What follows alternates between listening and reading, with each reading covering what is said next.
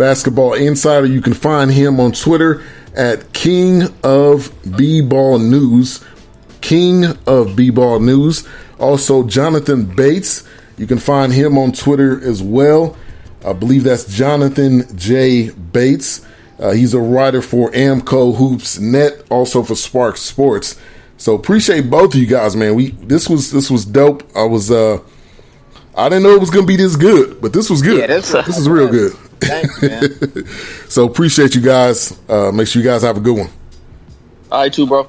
All right, take care. All right. That was Mike Truth and Jonathan Bates. Great to get them two on the show. That was great conversation.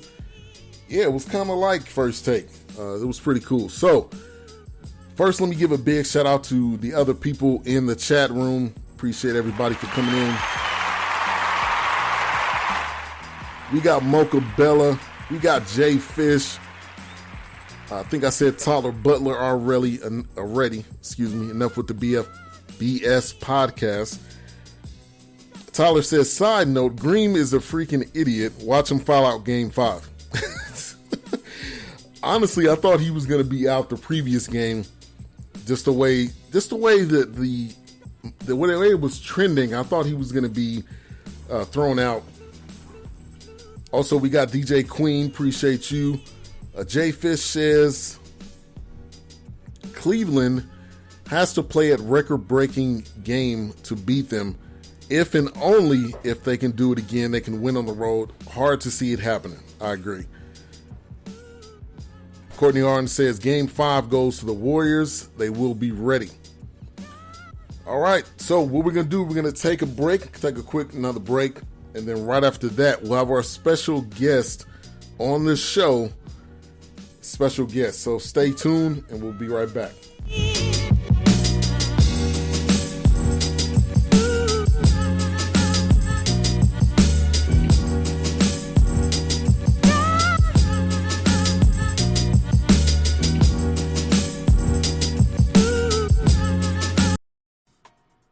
Are you looking for an honest car guy? Somebody that's going to shoot it straight, give you the honest answers, and give you the best deal on the car of your dreams? Check out ShawnNataneti, Internet Sales Manager at Jerry Durant Toyota, Texas. Call or text him at 817-231-3696 or visit his website at GoShawnAuto.com. He'll give you a great deal on the car of your dreams. Even if you're not in Texas, he can still give you a deal on a car. Check him out right now. ShawnNataneti, GoShawnAuto.com. All right, everybody. Welcome back to the BS3 Sports Show. Appreciate all the action in the chat room. So, we got a special guest on the show. It is my 15th year anniversary with my wife, with our relationship. So I thought it would be fitting to have her on the show. So we have the one, the only, the first lady of the BS3 Sports Show, Erica Sudderth. How's it going? Good. How are you? So, great to get her on the show. It's our first time ever doing this. First time ever having her on the show. So, I think pretty exciting for me. Pretty exciting. 15 years of relationship has been very well to the both of us. There's been, of course, ups and downs, which there is in every relationship. Nothing's ever perfect.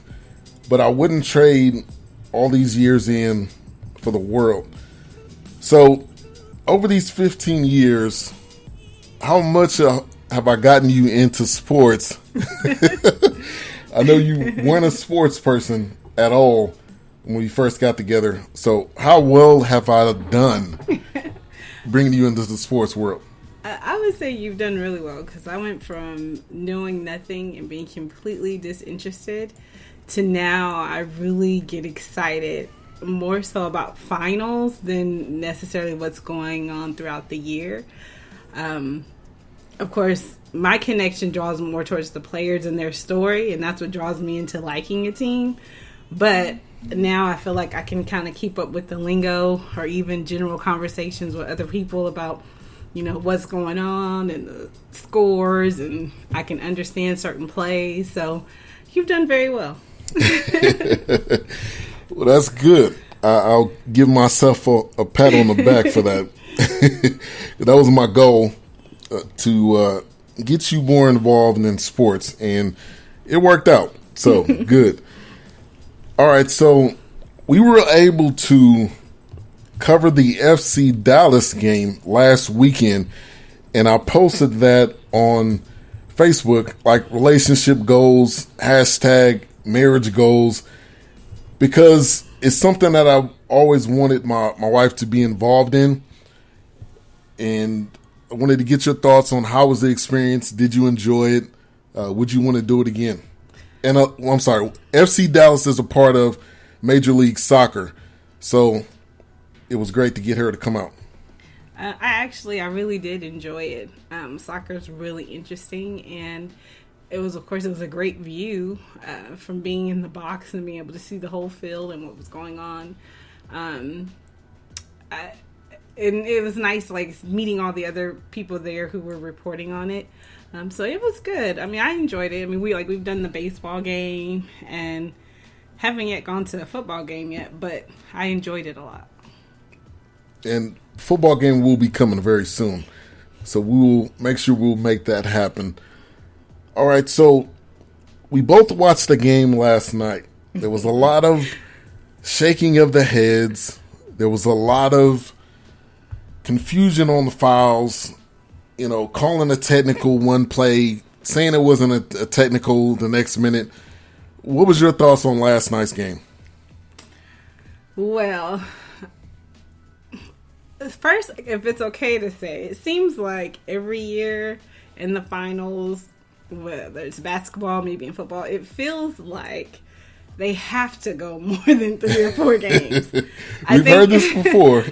It's like there's a financial benefit. So I hate to say it, but it's almost, part of it is it's almost like, well, Warriors had to lose because we need to get one more game in just for the excitement and the money. But on the flip side, the Cavaliers, they came out strong. They played hard. I didn't know if they were going to be able to keep it up going into like the third and the fourth quarter, but they played well. In some ways, I'm definitely for the Warriors and was really excited and hoping they would win last night. But then there's that part of me that felt really bad for the Cavaliers because that's embarrassing, you to go out of the finals like 0-4, or was that right? Would it be they lose 4 and right 4 in a row? Would have got swept. Yeah. In a way, it's like it's that mommy side of me that's like, well, at least they got one. So if they lose on Monday, at least they got one. So that's how I felt about it. That's sad and funny at the same time. When you have the Cavs and you're looking at them like, oh, please get one. Come on, you can do it. Hercules. So it was an interesting game. I would say, like we've been talking throughout the show, you cannot degrade what the Cavs were able to do. And they played the best basketball that they probably played the entire playoffs. So what they've done in that game was unheard of. I believe they had 86 points. I think that was at halftime. So it was an amazing performance. And I think, will they be able to continue it next game Monday night in Oakland? I mean, honestly, they could come out and play really, really hard and do good. But I don't think the I don't think the Warriors will let that happen. It's like it's home court advantage, which in this series, I don't know if that plays a huge role, but it could contribute a little bit. But I think that the Warriors are going to come out strong and finish this off so that they don't have a repeat from last year. Yeah. I think they learned their lesson from last year. And they don't want this to continue longer than what it has to. They don't want this to go on any further. So, like I said, I think Warriors are going to win this game. I think they're going to win this game 5. I don't see any reason why they won't. And if the Warriors lose, you have to think about last year. You have to think, what does this mean? Will they lose the next game? You have to factor all that in. But it was a great game last night. Monday will be another good one. No doubt about that. I'm excited. Can't wait to see it. So there's been a lot of conversation. LeBron James, is he better than Michael Jordan? Is he better than Kobe? In your mind, who's the greatest of all time in basketball? So, can I back up really quick? Though? I do want to say with the Warriors, I think last year it hurt too bad to let this go. Like I don't see them. I don't see not winning being an option. I hope I'm not speaking too soon, I hear you. Not superstitious, but don't want to jinx anything. But I think it hurt too bad. As far as so when you say who's the greatest, you said Michael Jordan, and what was the other name? Kobe? Michael Jordan, who everybody puts on the top. Mm-hmm.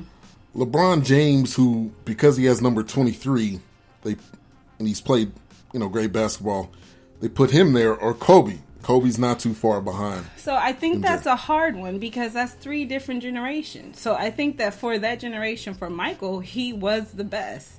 I think for Kobe, in his generation, he was the best. However, Kobe didn't really know how to play with the team, so it was all Kobe. I feel like LeBron, I think he's so caught up in trying to be like, whether it's be like or be better than Michael or be like or be better than Kobe. I don't know. You never really hear him compared to Kobe necessarily. That he's missing his own ability. I think he should just be himself and play his game. And as he reaches different peaks, like last night it was he beat Magic Johnson and most triple doubles. Yeah. So I think he should just do his thing and play his game, and not so much try to be like someone else. Only because those are like 3 different generations. They don't, now if they were all playing at the same time and it was who was the better between the 3, I think then you could make some comparison. But I think he should just play his own game. That's a great point. I also want to give a shout out to Tim Chill in the chat room. Appreciate you for jumping in. Thank you for jumping in. Also, thank you for wishing us happy anniversary. I appreciate that. All right, so here's the thing with what you said. You were right. It's in 3 different generations. And when this debate always comes up, no one wants to bring that up because it almost negates this whole conversation. Because there's different styles of play, different areas, and no one ever mentions Bill Russell. Bill Russell had 11 championships. That's the most ever. He played for the Celtics back in the day. Most people during this time don't even remember that. So there are generations to it. There are different styles of play. Alder Sports David says Kobe has 5 rings. Yes. To me, if I would rate the 3, it would have to be LeBron. Scratch that. Michael Jordan, Kobe. LeBron's not even number 3 to me. And honestly, I don't know who I would put there, but I just think you have to have, I think, a certain type of mentality to, I think, be called the greatest of all time. I think that has to be part of it. Alderman says you can't have 5 rings without being a team player. That's true. But Kobe was, to the selfishness with Kobe was at the end his last contract. They gave him a 2-year deal, I think $24 million. They didn't have that much money to really spend on him like that. And he was a ball hog. Yeah, he was a good ball hog, but he was a ball hog. Mm-hmm. No, I agree. The thing that I respect about Kobe is he knew how good he was. Like, he wasn't trying to be like anyone else. At least I didn't get that sense. he knew what he brought to the table. But I think there's a huge difference in